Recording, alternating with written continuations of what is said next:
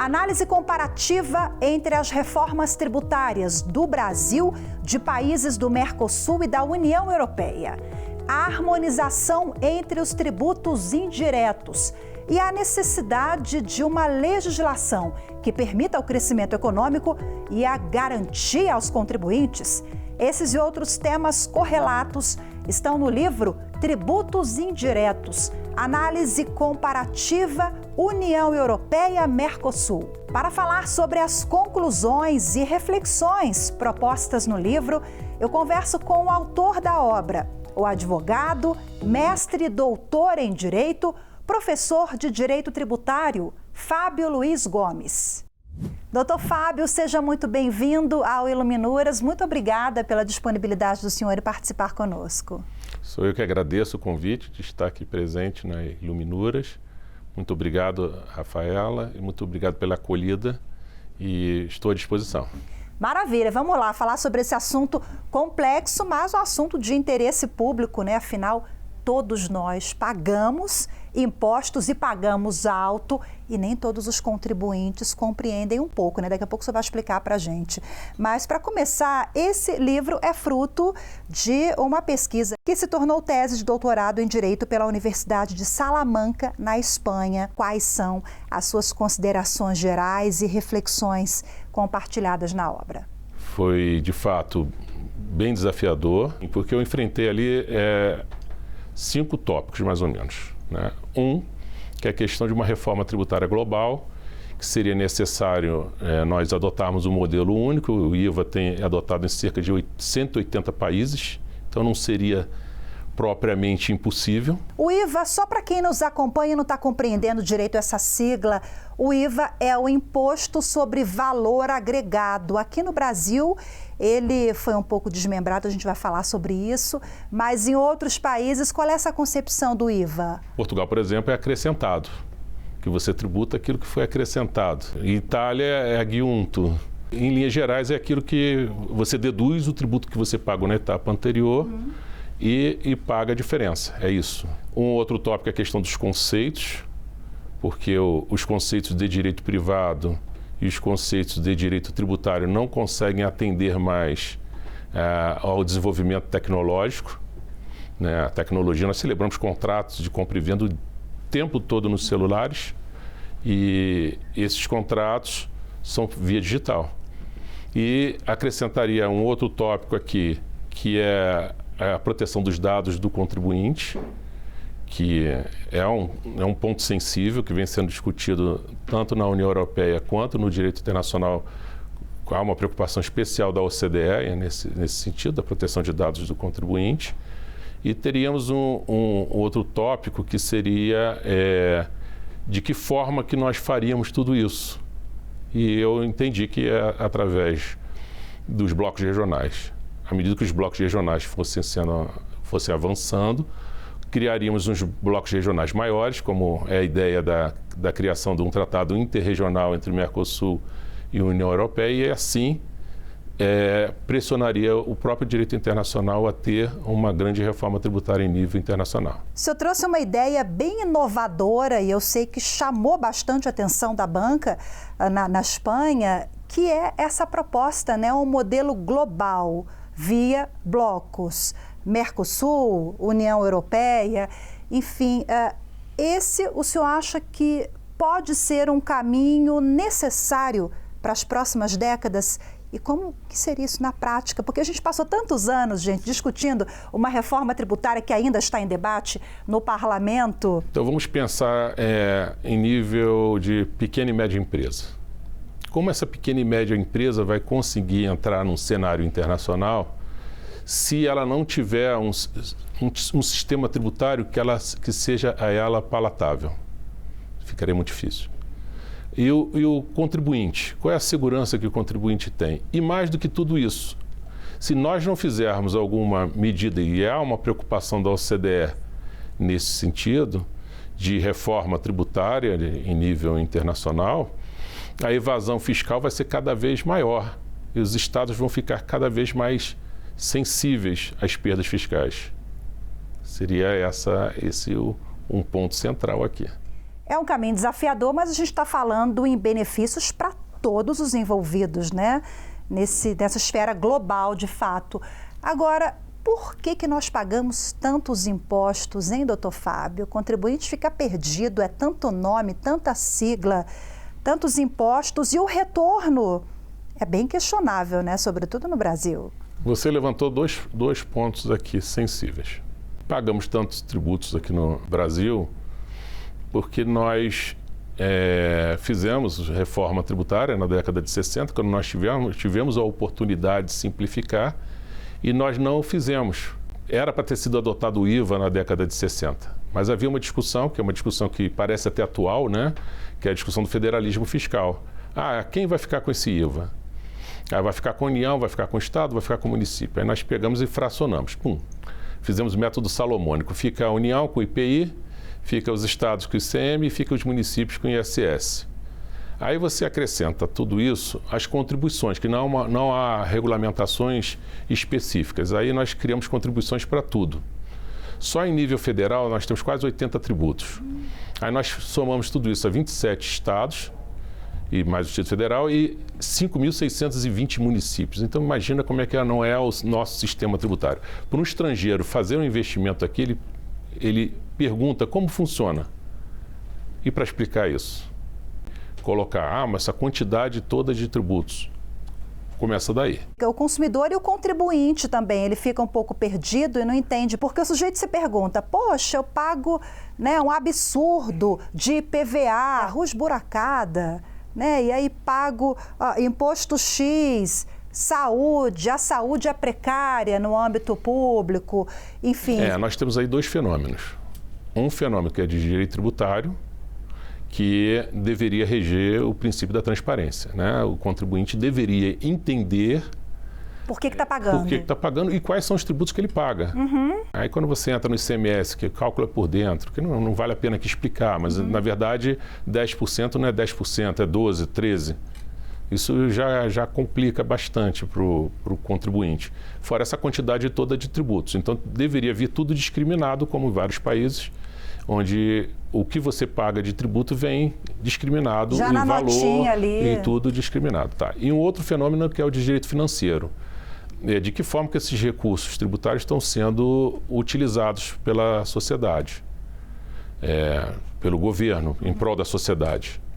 Aí devemos verificar quais são nossas dívidas. Em relação às instituições financeiras internacionais, devemos verificar quais são as prioridades. As pessoas deveriam ter um acesso mais fácil ao plano de governo, porque esse plano de governo vai ser o que o governo vai ser durante aquele período de 4 anos. Né? E o pior, né? Um ano entra no governo posterior e um ano ele fica no governo anterior. Então ele está atrelado no primeiro ano ao governo anterior e os outros 3. Então, na verdade, ele vai ter 3 anos. 3 anos ali para implementar a sua política de Estado. Né? De que forma que está sendo feita essa gestão? Então, nosso problema é de gestão. Doutor Fábio, a sua obra traz também, né, 2 princípios assim, bem interessantes, que é o princípio da confiança e o senhor já avança para o dever de coadjuvação. Parece um pouco técnico, mas tem tudo a ver com um certo simbolismo que o brasileiro se acostumou quando olha ali o símbolo da Receita Federal, a gente vem à mente o quê? O leão. Né?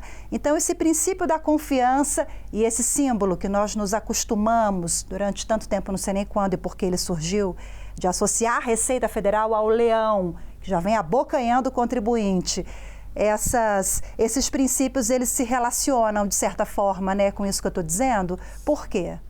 Bom, se me permite, eu vou fazer uma breve história do tributo em si. Por favor. O imposto, ele surgiu na época antiga com Gengis Khan. Então, até o Gengis Khan, um povo tomava o outro povo, destruía tudo, largava lá e ia embora. Aí aquele povo se revoltava, criava outro exército e voltava a guerrear. O Gengis Khan não, ele tomou e vamos fazer o seguinte, vocês vão pagar 30% de tudo que vocês produzirem aqui. E eu não vou destruir a cidade de vocês, nem vou matar as mulheres, nem vou me apropriar. E isso surgiu assim o imposto. Isso, em Roma, o imposto também era cobrado daqueles povos derrotados, até que começou a aumentar as necessidades de saneamento, surgiu o saneamento, surgiram outras necessidades, que eles criaram as taxas. Então, o tributo, ele carrega essa mácula de conquista do dominador e dominado antiga. Só que a complexidade da sociedade hoje nos dá uma visão diferente. Nós temos o dever de pagar o tributo porque eu preciso que o Estado exista. Então, se eu quero ter prestações positivas do Estado, eu tenho que pagar tributo. Só que a relação, aí vamos adiante aqui, a relação entre o fisco e o contribuinte tem que ser uma relação de mútua confiança. E o fisco, como ele tem o poder de cobrar o tributo, ele deve orientar o contribuinte, ele deve buscar formas de ter o contribuinte a confiança nele, não tratá-lo como inimigo. E esse símbolo, leão e presa, eu até fiz um artigo sobre isso, leão e presa, o leão seria o predador e o contribuinte seria a presa. Isso não contribui para uma boa política fiscal do contribuinte pagar o tributo, porque afasta ele pensa assim, o Estado é meu inimigo, então eu vou procurar formas de não pagar ao Estado. E essa relação, ao contrário do que parece, aumenta as evasões, aumenta as formas de não pagar esse tributo. Então, tem que melhorar essa relação entre o fisco e o contribuinte de mútua confiança, que eu chamo de dever de coadjuvação, onde o Estado orienta, o Estado procura todas as formas de permitir que o contribuinte venha pagar. Não estou querendo dizer com isso que o mau pagador, o mau contribuinte não deva ser sancionado. Deve ser sancionado exemplarmente, mas o bom contribuinte, aquele que está procurando todos os meios e formas, ele tem que ser orientado a acertar e não ser penalizado, igualmente com quem pratica o ato de ilicitude. Doutor Fábio, eu vou pedir licença para o senhor, a gente vai fazer um intervalo rápido, daqui a pouquinho a gente vai falar sobre reforma tributária. Será que ela veio mesmo para simplificar a vida do contribuinte? A gente vai conversar mais sobre isso no próximo bloco. Fique com a gente, o Iluminuras volta já.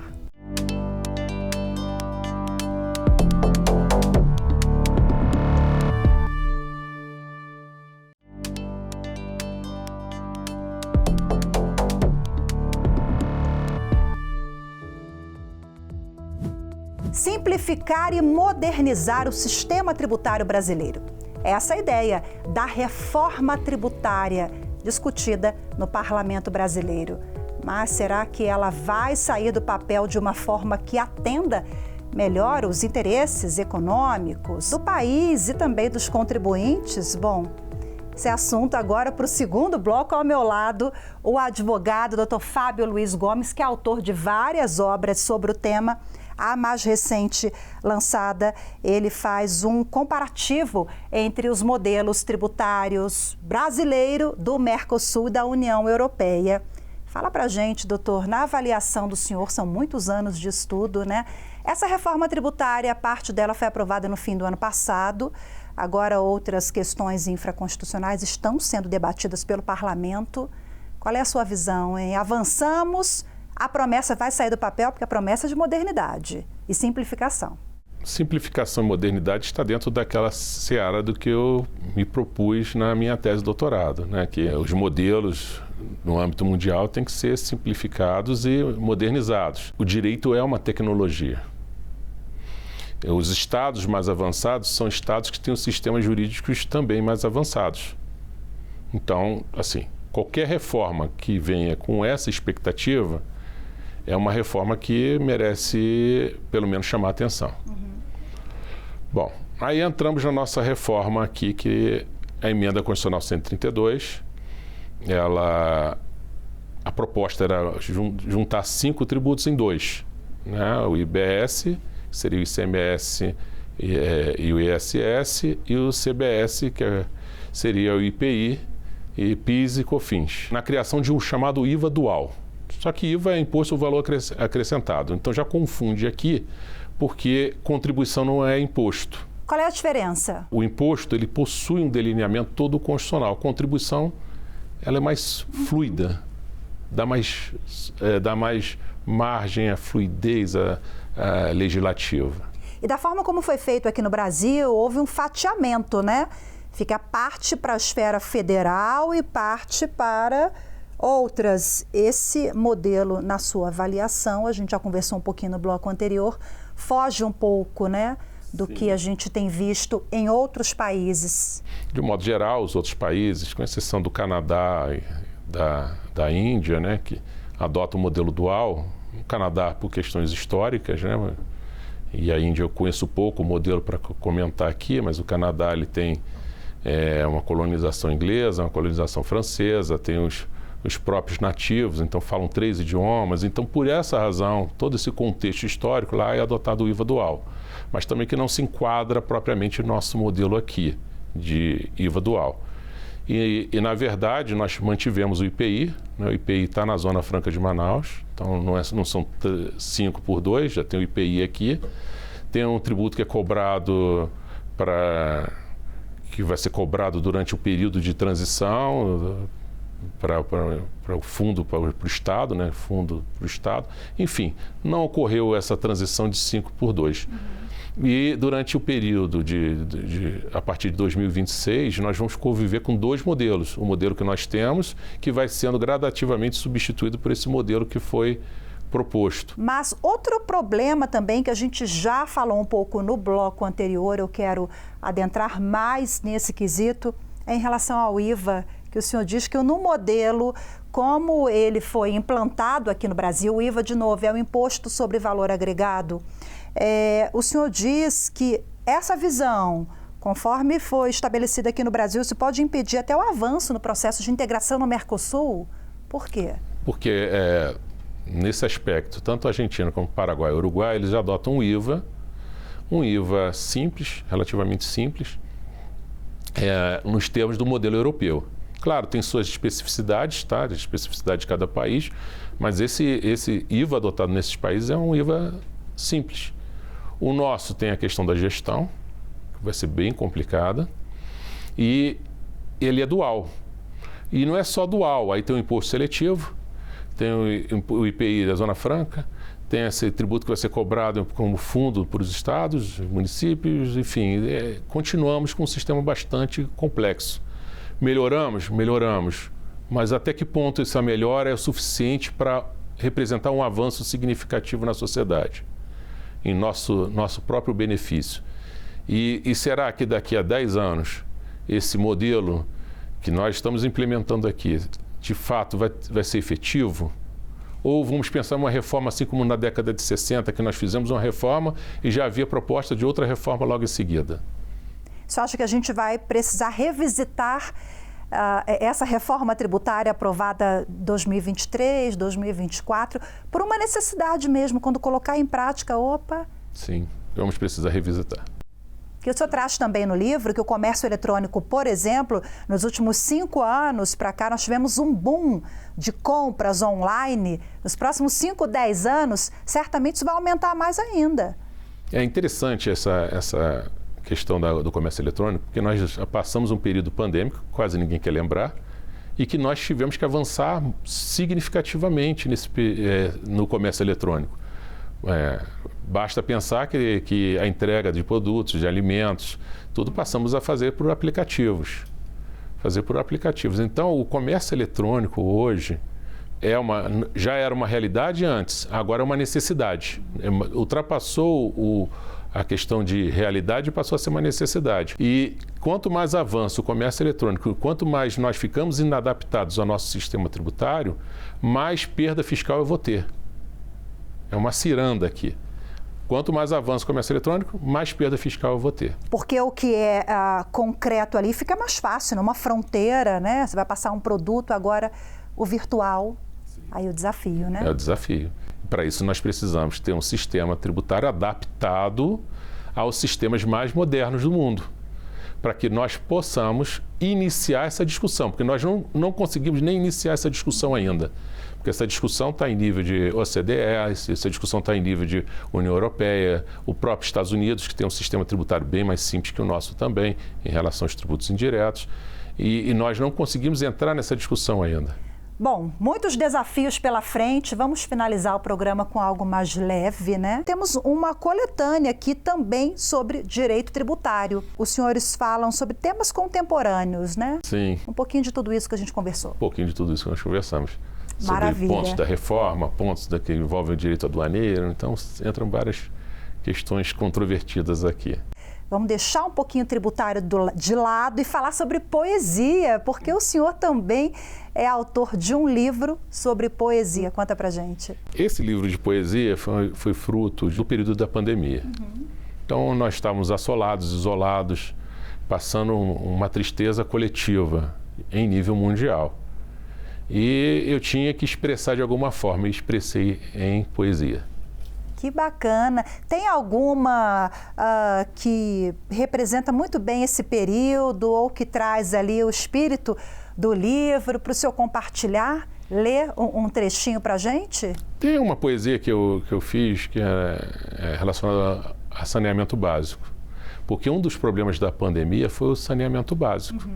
Vou pedir para o doutor Fábio ler um trechinho para a gente. Não vai dar para ler tudo, vocês comprem o livro de poesias do doutor Fábio, mas ele vai ler um trechinho para a gente conseguir compreender ali o espírito dessa poesia, por gentileza. Todos os dias, Pedro Severino, moleque de 8 anos, sai de casa sem camisa, de pés descalços, saltando as valas e procura cordas.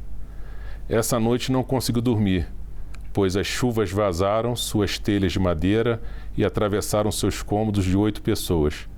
Mas na sua insistência procurava pequenos barbantes, emendava-os e achara uma pequena folha de papel, ainda suja de lama.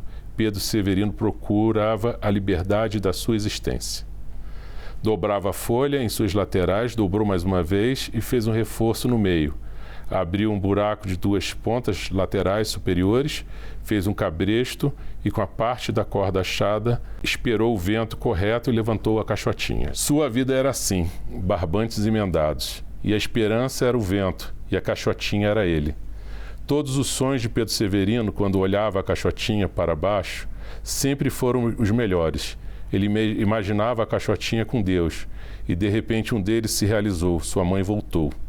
Num impulso de felicidade, ele deixou sua caixotinha ir ao vento e abraçou a sua mãe no movimento e agradeceu a Deus por ele existir. Quer dizer, Pedro Severino representa tantos Pedros, Marias, Joãos, em todo o país que viveram, né, esse drama de uma forma mais profunda na pandemia. A pandemia, ela revelou essa desigualdade. Exatamente. E tem outras poesias também que remetem a esse período, né? Sim, eu escrevi uma outra poesia sobre pandemia. É uma forma de sair também um pouco desse direito tributário que é tão...